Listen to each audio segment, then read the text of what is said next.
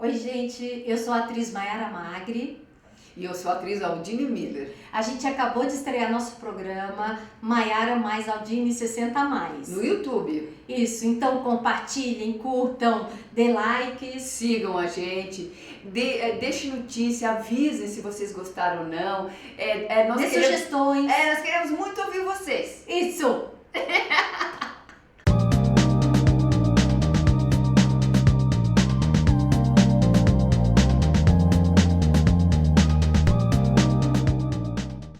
Olá, internautas, iniciamos mais um programa Gestão Executiva. O programa hoje está maravilhoso, porque temos aqui um profissional daqueles que quando você toma um café com ele começa a falar da carreira, você vê que é um livro apaixonante. A vida desse grande professor, meu amigo, que eu faço a reverência e a admiração, Sérgio Fortes. Obrigado. Obrigado a você. Sérgio, conta um pouquinho para os nossos internautas onde você nasceu, tá? Um pouquinho da sua trajetória, né? Nós faremos outra entrevista falando das surpresas de um segmento maravilhoso, né? Mas agora você é um highlight. E olha, dá uma série no Netflix para a vida, viu? Parabéns. O bom de ter amigos como você é que você levanta a bola da gente. É verdade, é como se você tivesse vivido várias vidas. Isso é bom, muito bom. Kenny, é um privilégio estar com você. Privilégio nosso. Assim, conhecer você foi um presente muito especial. Igualmente. E tenho certeza que não foi por acaso, porque o acaso é muito burro para produzir um ato inteligente.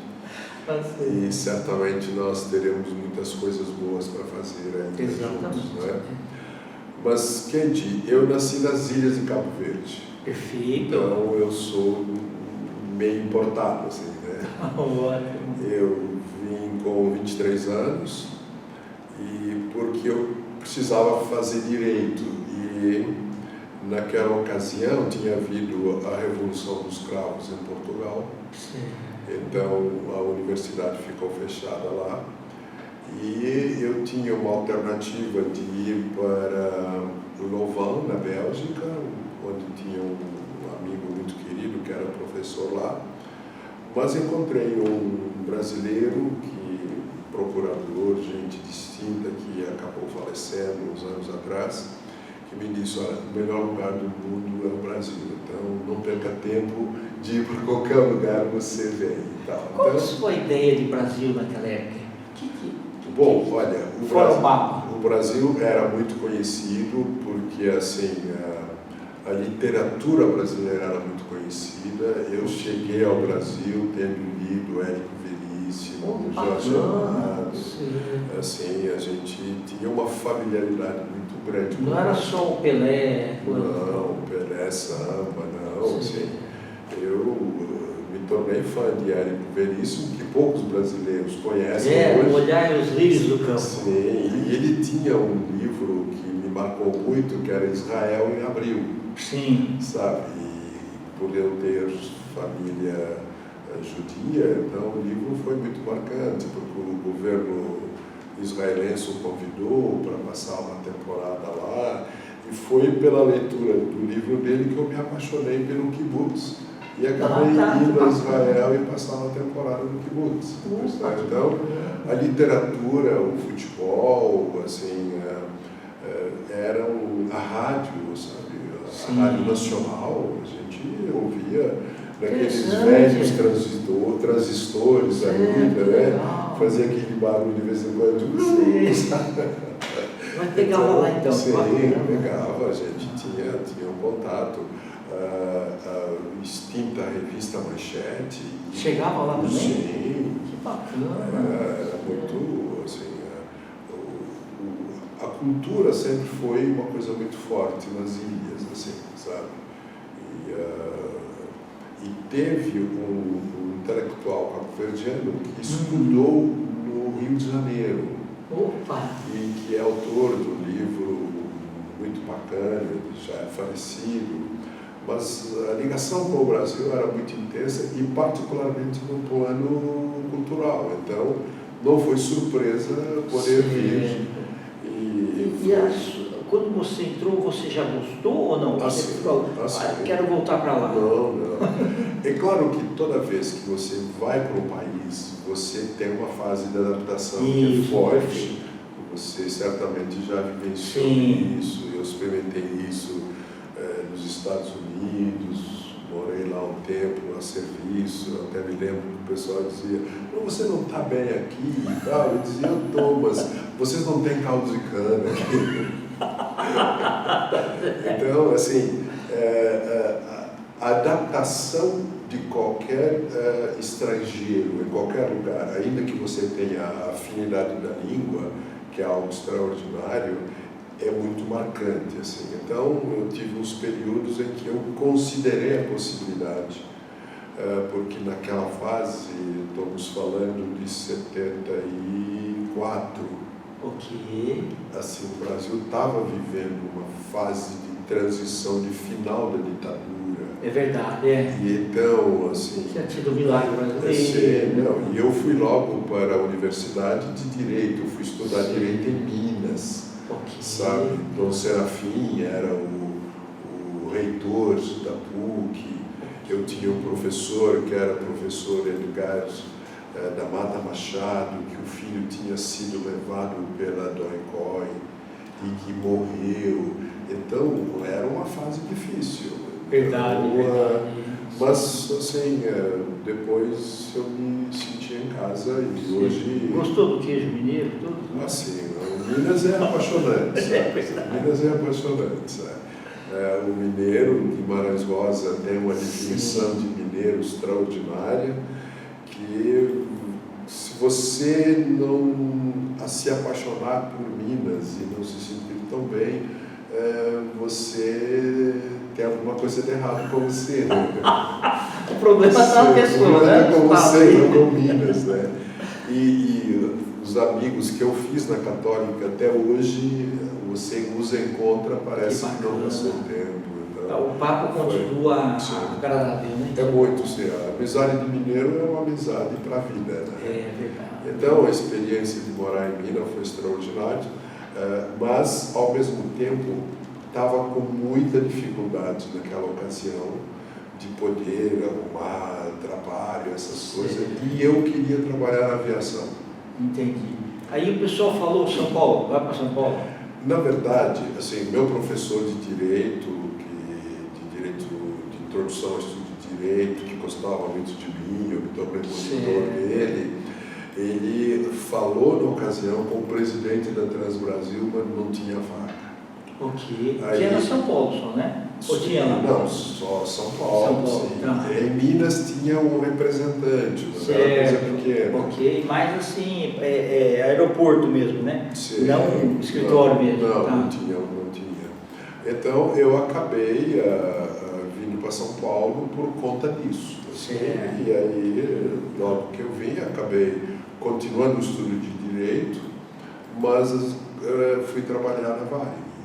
Aí já começou a aviação era rio-grandense. O outro lado que nós falaremos com mais profundidade numa outra ocasião. Assim. Aí eu fiz o curso de Direito, apaixonado, gostando muito de Direito, mas naquela ocasião eu já estava crescendo muito na aviação. Eu já tinha me tornado gerente de uma área. Para eu deixar e ir fazer advocacia era uma escolha muito difícil, porque eu tinha mulher e filho para sustentar. É verdade, isso pesa bastante. Então eu fiquei reticente, eu falei, bom, eu vou adiar assim, a ida para o direito um pouco mais para frente. Foi difícil porque eu continuei subindo na aviação. Assim, então eu acabei fazendo direito assim, um pouco mais para frente, mas foi uma experiência boa e eu me tornei um aluno de referência na área do direito internacional. Meu professor, talvez você tenha ouvido falar dele, era o professor Lenildo Tabosa Pessoa. Isso é famoso. Sim, ele era brilhante, sabe? Ele cursou a escola gregoriana em Roma, sabe? Não é fácil, né? Não, ele era um gênio, gostou de mim, por sorte minha, e nós abrimos um projeto de consultoria que se chamava CPA, que era Consultoria em Problemas Aeronáuticos. Ok, perfeito. Ele era apaixonado por aviação e ele fez o curso de piloto na VASP. E eu trabalhava na VASP. Então isso criou uma empatia muito forte entre nós. E, nossa, ele gostava demais da aviação, se aposentou, foi para Recife, ele estava morando lá,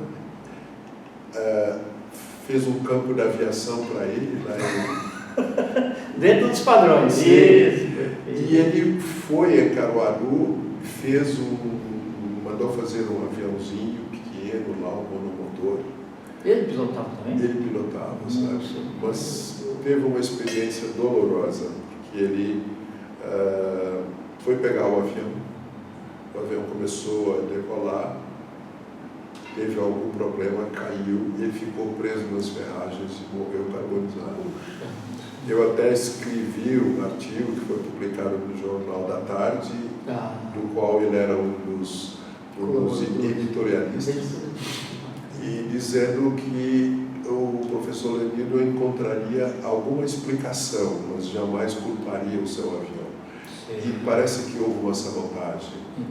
Assim, mas isso para relatar um pouco que assim, o direito internacional acabou me trazendo mais para a aviação, e naquela ocasião a VASP estava pleiteando rotas internacionais.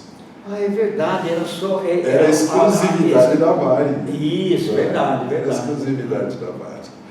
E eu, por ter feito direito internacional, o presidente na época, que também você deve conhecer, que era o professor Antônio Angarita, que foi professor da GV, foi secretário da administração do governo Covas. Tive o privilégio de trabalhar com ele, um homem distinto, gentleman, culto, assim, mas com uma visão do que é a atividade pública, com uma dimensão única, sabe? E ele então me chamou para participar do projeto de pleito jurídico e político para aquisição de rotas internacionais. Então, maravilhoso. Aquilo acabou sendo bacana para mim. Eu depois passei a representar a empresa nos órgãos do poder concedente, que é a CERNAI, Departamento da Aviação Civil, que depois virou a ANAC. Na IATA, eu fui membro do Traffic Conference da IATA. Então acabou sendo uma experiência bacana. E depois dessa história toda, aí veio a privatização da VASP. Isso, perfeito.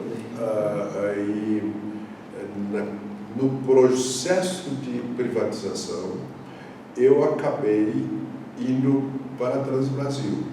Me desentendi com o presidente da VASP, porque eu não tinha entendido aquela política do governo Quercia de que tinha que emagrecer o boi para poder dar de graça, né? Então, aquilo foi um presente que deram para Canedo e tal. Aí eu fui para a Transbrasil. Mas depois da privatização, Canedo me convidou para voltar. Então eu voltei para lá. Foi uma experiência muito bacana e acabei ficando lá até que eu percebi que era hora de sair.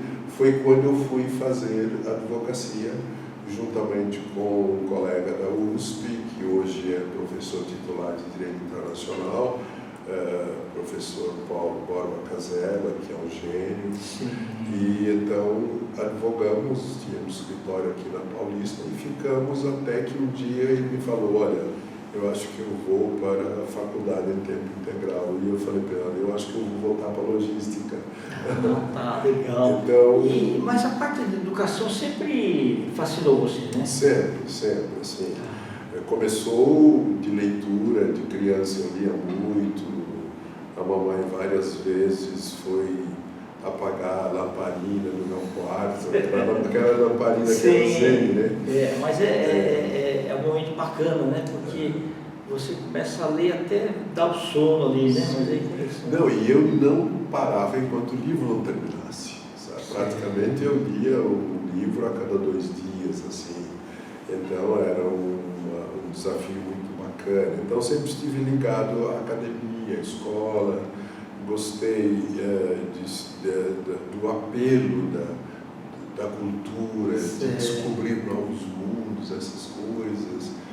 E então eu comecei a ir um pouco para o lado da educação. Na VASP eu fazia parte do corpo docente da escola, porque a VASP tinha um departamento de treinamento espetacular. Sim, perfeito. Que foi considerado pela IATA uma das melhores das companhias aéreas, de tal modo que a VASP passou a presidir o board training da IATA. Puxa, percebe? Sensacional. A VASP formava os pilotos da aerolíneas argentinas. Certo. Foi referência. Até chegar no Cañedo, que não era um homem muito ligado a treinamento, ele achava que era jogar dinheiro fora, então... A visão é diferente, né? Sim. A visão é diferente. A pessoa tem que acreditar que o ensino transforma a pessoa. É verdade. Transforma o país, transforma a empresa, Sim, sabe? Verdade. Se você quer ter uma empresa hoje competitiva, você tem que investir na formação das pessoas. Então, eu acreditei nisso e há mais ou menos uns 10 anos eu passei a focar mais nisso, a trabalhar com o ensino corporativo, com palestras, com cursos. Sim. Eu apresentei um programa para o Centro Universitário de Belas Artes. Perfeito. Eles aceitaram, então comecei a lecionar com eles em cursos livres. Aí fui pegar cada vez mais gosto e estamos tentando achar mais oportunidades para isso. Não, maravilhoso. Sérgio, se você precisasse fazer tudo de novo, você faria? Eu acho que eu corrigiria algumas coisas. Entendi. Porque, assim, você sabe, como sagitariano que você é, Sim. como eu, que a gente entra de cabeça nas coisas. É verdade. Então, o sagitariano é, acima de tudo, um cara apaixonado. Tem um ímpeto. Tem um ímpeto e tal. E quando você está com 30 anos, além do ímpeto, você tem um sonho de que você vai mudar as coisas já. Né? Isso. Então, eu acho que algumas coisas eu faria diferente. E não perderia tempo com alguns projetos que acabaram tomando tempo e me desviaram de um foco que poderia ser principal. Tá certo, legal. Beleza. Nós estamos aqui nos seus finais. Eu queria que você deixasse os seus contatos que nós vamos escrever aqui. Será um prazer muito grande. Você me encontra no Instagram, no Sérgio Fortes 26. Eu tenho um blog que é monteirofortes.com. O meu contato por e-mail é sergio@monteirofortes.com. Que mais? Não, só isso. Tá ótimo. Então, Perfeito. eu é que agradeço essa oportunidade. Sempre muito bom revê-lo. Será um prazer voltar a estar com você. Perfeito. Internautas, os agradecimentos então a esse fantástico amigo e grande profissional, né, daqueles que a gente conhece e não esquece nunca mais. Sérgio Fortes, nós finalizamos mais uma Gestão Executiva. Um grande abraço e até a próxima.